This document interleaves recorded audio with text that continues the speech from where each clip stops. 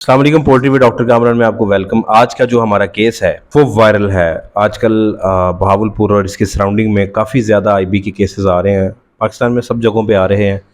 तो ये एक मॉर्टालिटी है। इसको कुछ दिन पहले मैंने विज़िट किया था, तब इसके प्लग्स बनना शुरू हुए थे। हमने इसको नॉरफ्लॉक्सासिन, कोलिस्टिन, डॉक्सी और अमेंटाडीन का हमने इसको कोर्स शुरू करवाया था। लेकिन अब मॉर्टालिटी इसकी बढ़ गई है और सेकेंडरी इन्फेक्शन साथ और आ रही है। नॉरफ्लॉक्सासिन उसके ऊपर बेहतर तरीके से काम नहीं कर रही। तो मेरी मसरूफियत की वजह से मैं जा नहीं सका। मॉर्टालिटी अभी क्लिनिक पे पहुंची है, तो देखते हैं जी मॉर्टालिटी को। और उसमें मैं आपको बताता हूं कि अगर नॉर्मली है तो हम यही सोचते हैं ना कि जब भी आईबी आएगी तो उसमें प्रॉब्लम ये हम उसको कवर अप इस तरह से करेंगे कि एंड्रोकोलिस्टिन अमेंटाडीन दे लेंगे, नॉरकोलिस्टिन अमेंटाडीन दे लेंगे या साथ डॉक्सी डाल लेंगे, लेकिन उससे मामला कवर नहीं हुए। 24 आवर्स की जो मॉर्टालिटी है वो 200 क्रॉस कर गई हुई है।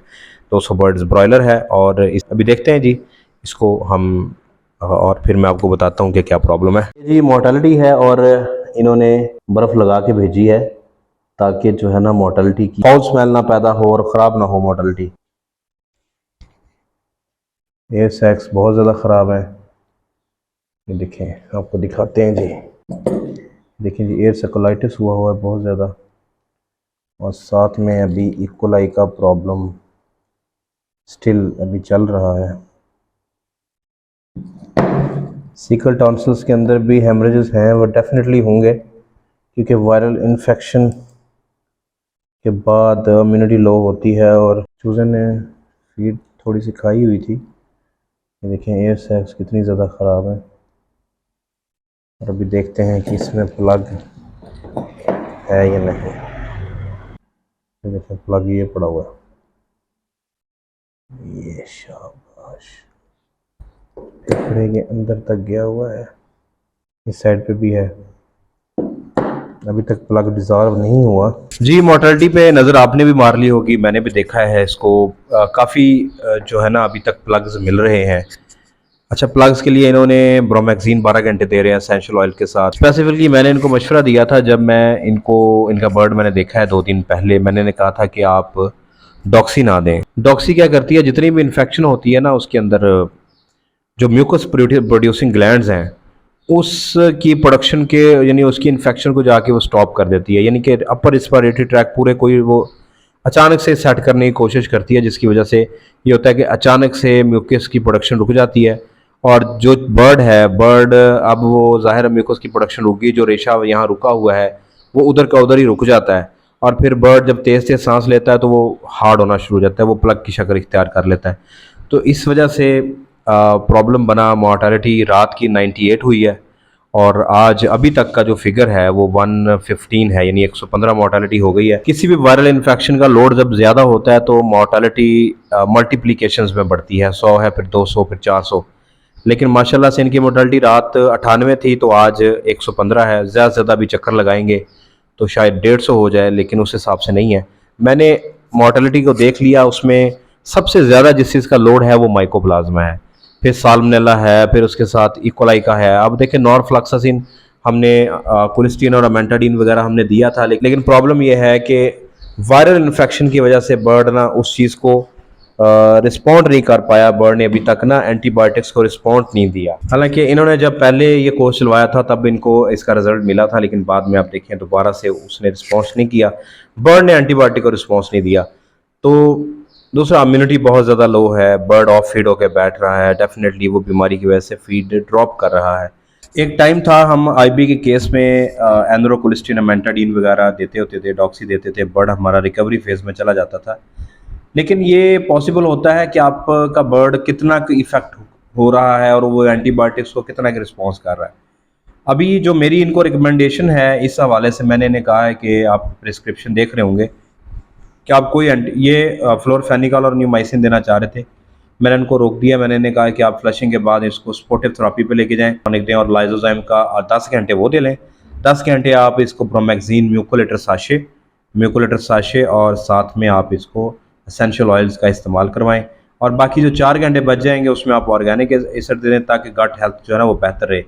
24 घंटे के बाद फिर बर्ड की मॉर्टेलिटी अगर रुक भी जाती है, कम ना भी हो, फिर हम एंटीबायोटिक की तरफ जाएंगे और फिर उसमें हम इसको फास्फोटाइलो की तरफ चले जाएंगे या फ्लोरफेनिकल और न्यूमाइसिन की तरफ चले जाएंगे। कौन सी डिजीज़ ज़्यादा होगी हम उसकी ट्रीटमेंट उसमें डाल देंगे। प्लग आना कोई बीमारी नहीं है। प्लग आना बीमारी की अलामत होती है कि आपका बर्ड इम्यूनो सप्रेशन का शिकार होकर बैठा है, उसमें म्यूकस प्रोडक्शन रेस्पिरेटरी इश्यूज़ की वजह से ज़्यादा थी, सांस उसने तेज़ लिया है तो उसमें प्लग जो है ना वो रेशा सख्त होकर प्लग की शक्ल इख्तियार कर गया है, लिहाजा वो कफिंग नहीं कर सकते, तो वो नीचे जाके लंग्स वाले ट्रेकिया के बाइफर्केशन में फंस जाता है। अगर आप प्लग्स के बारे में पढ़ना चाह रहे हैं तो ऊपर मैं लिंक दे रहा हूँ, जिसको शौक हो ऊपर जाके उसको लिंक पे क्लिक करके आप इस वीडियो के बाद प्लग्स के मुतालिक पढ़ सकते हैं। पाकिस्तान में H9 के, ND के और IB के केसेस बहुत ज़्यादा आ रहे हैं, तो आपने प्रिवेंशन करनी है क्योंकि हमेशा परहेज़ इलाज से बेहतर होती है।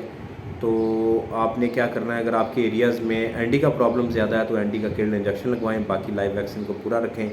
अगर H9 का प्रॉब्लम ज़्यादा है तो ND H9 का किल्ड इंजेक्शन करवाएं और बाकी ND के लाइव वैक्सीन को पूरा रखें। IB की वैक्सीन को भी आपने तमाम वैक्सीन को पूरा करना है। IB के लिए किल्ड इंजेक्शन ब्रॉयलर्स में अवेलेबल नहीं है, लेयर्स के अंदर लगाया जाता है, ND-IB EDS के साथ मिला के कॉम्बिनेशन में डाला जाता है, उसका भी आपने ख़ास ख्याल रखना है। गोल्डन मिस्ट्री वाले भाई भी, आप अगर लंबे अरसे के लिए अंडे के लिए मुर्गियाँ डालना चाह रहे हैं तो ND-IB EDS आप भी इंजेक्ट करवाएं ताकि ND से भी आपकी बचत हो जाए और IB से भी आपका बर्ड बच जाए। अब आपका बर्ड अगर इस प्रॉब्लम में घिर गया है तो आपने पैनिक नहीं होना। पैनिक होंगे तो बर्ड आपका ज़्यादा नुकसान करेगा, ना ही आपका सुपरवाइज़र पैनिक हो। जो सुपरवाइज़र भाई मुझे सुन रहे हैं, भाई हौसले से काम लेना है। इस जितने भी वायरल बीमारियां, इनका जो कोर्स होता है वो 7 डेज़ का होता है मैक्सिमम। तो आपने 3 दिन मोर्टेलिटी बढ़ेगी, आपने 3 दिन तक इसको सपोर्टिव 3-4 दिन थेरेपी पर रखना है। जहाँ पे जाके आपको लगे कि आप वो मोर्टेलिटी एक जगह कवर अप हो गई है, रुक भी गई है, वहाँ पे इसको एंटीबायोटिक स्टार्ट करवा दें। और ज़्यादा बेहतर ये होता है कल्चर सेंसिटिविटी करवा लें, उसके बाद एंटीबायोटिक्स को आप इस्तेमाल करवाएं। और साथ साथ आपने ये करना है कि मोर्टेलिटीज़ को बाहर नहीं फेंकना ताकि किसी और शेड वाले का नुकसान ना हो। शेड्स के अंदर डिप्स बनवा लें और डिप्स के अंदर मोर्टेलिटीज़ को फेंकें और हर फ्लॉक के बाद उसके अंदर ऊपर चूना डाल दें ताकि जब तक आपने नया चूज़ा डालना है वो मोर्टेलिटी डिकम्पोज हो जाए। बहुत ज़्यादा आउटब्रेक्स हो रही हैं डेली बेसिस पे, जो छोटे पैमाने पे काम कर रहे हैं, घर में घरेलू पैमाने से भी लोगों की मुझे मैसेजेस, कॉल्स और वीडियोस आ रही हैं। किसी का बर्ड ND का शिकार है, किसी का IB से है गुजर रहा। इस वक्त IB, H9 और ND के बहुत ज़्यादा केसेस हैं। अगर आप इन बीमारियों के बारे में पढ़ना चाह रहे हैं तो मैं ऊपर लिंक दे रहा हूँ, आप जाके ND के ऊपर, IB के ऊपर मेरी वीडियोस को देख सकते हैं। अभी जो आज का ये केस है, इसकी जो जितनी भी प्रोग्नोसिस थी, जो भी ट्रीटमेंट थी, वो आपके सामने है, वो मैंने इनको बता दी है कि जो म्यूकस बहुत ज़्यादा पैदा हो रहा है उस म्यूकस को बनने से रोकना है। उसके लिए जो चीज़ मैंने आपको 2-3 दफ़ा रिकमेंड की है कि आप म्यूकोलेटर साशे दे सकते हैं। एक साशे को 3 से 4 लीटर पानी के अंदर, ज़्यादा सीवियर मसला है तो 2 लीटर पानी के अंदर भी आप एक साशे डाल सकते हैं।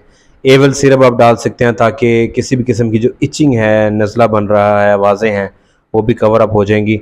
मोस्ट इम्पॉर्टेंट चीज़ ये होती है एंटीबायोटिक देने से पहले कि आपने चूज़े को इतना सूदिंग करना है, उसके रेस्पिरेटरी सिस्टम को, कि वो इम्यूनो सप्रेशन में ना जाए, उसको सांस लेने का अमल उसका ठीक होता रहे।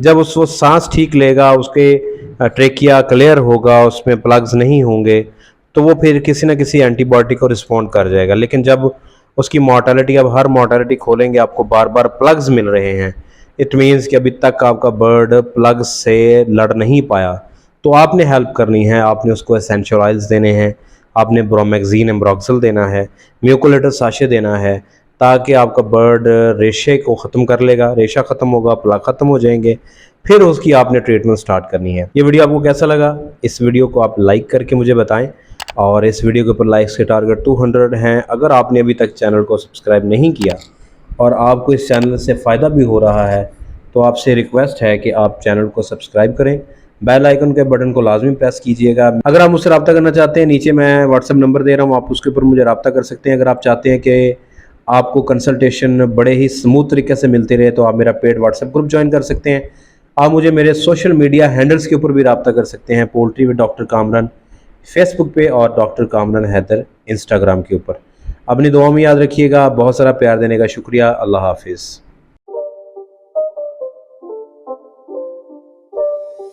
It's not a game, it's a rich thing.